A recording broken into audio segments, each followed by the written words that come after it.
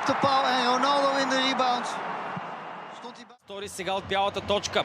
Роналдо в средата на вратата. 2-0 за Португалия.